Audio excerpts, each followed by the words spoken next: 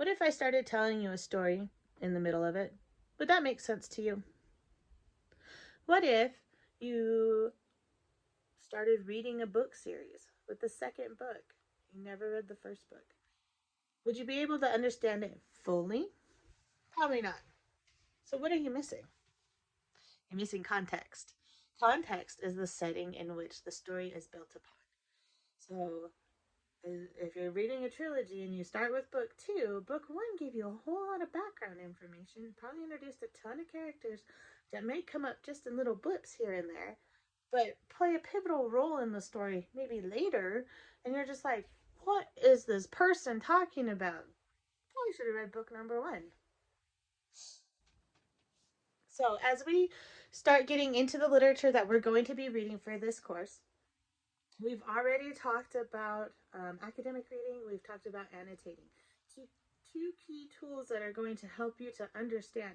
I think a third one that is so important is understanding context. And it goes beyond just how the context of the story. So let's say we're talking about Mark Twain's Huckleberry Finn. That book contains a lot of language that we don't use today and or has a very negative connotation. It also contains a lot of words that are archaic. So archaic means that they have fallen out of use. They're an old-fashioned word, and we just don't use them anymore or very much. So to understand the story, you have to understand the time that it was written about and the time in which it was written. So not only are you trying to understand the context of the story, you're understanding the context in which the author was writing. And it could be that maybe an author now in 2023 is writing about something that happened centuries ago. So you have to understand the context. And a lot of it comes down to historical. And it's a lot of what was going on at that time, what was appropriate at that time. And instead of being offended by things, we see how far we've come. And we understand how we've grown as a society into like, hey, we don't treat people like that here anymore, okay? Like, but it also refers to cultural context as well. So, yeah, we don't have slavery in the United States anymore. That's fabulous. However, there are other countries in the world that still do things like that. And we perceive that as wrong. But they don't. And it is truly heartbreaking to us. And but when we read something, we have to take into consideration the context in which it was written. Consider the time.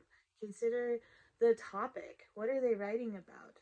You know, um, the point of view. What are they trying to say? We are going to come across a lot of things in this course that is so important for us to understand the context in which it was written. And this applies to movies that we watch. Like, though they are based on a book, if we look at the Hobbit trilogy and we're like, there's no way that could happen in real life. Well, that's very true, but it's a fantasy series, so it's not going to happen in real life. Although that's a whole other tangent. Tolkien wrote his Lord of the Rings and the Hobbit books were not so much allegorical as they were like he was trying to share his point of view on things. Anyway, I am excited for this course because we do get to talk about literature more, and I really think that context is such an important thing for us to understand and remember. So anytime that you are struggling to understand, like, why on earth did this author write about that? Think about the time in which it was written. So in this course, one thing that we will be reading is The Celebrated Jumping Frog of Calaveras County by Mark Twain. And there is some crazy looking language in there, and it's actually very indicative of local color. And so the way the language that the person uses to speak and that he's interviewing in the story, you're just like, what? So, like for example, it says this your Smiley had rat terriers and chicken cocks and tomcats and all them kinds of things till you couldn't rest. So that doesn't make sense to us. If you break it down and you think about one, where was this at? Where's the setting? What was the culture? When was this written? So, what historically is going on there? Then it makes a little bit more sense. If you have any questions about trying to understand the context of anything in particular, I suggest trying to do a little bit of research on it. Research the author, research the piece itself. There's a lot of information out there. Just make sure that you're not just going off of somebody's like opinion of the context. So do a bit of research if you find yourself like, this is just crazy. This person is using some weird language. I think it's English. That would be my one of my favorite authors.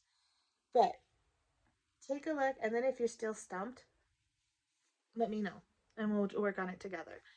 But remember, context is so key to understanding what we are reading, especially as we dig in to literature this semester.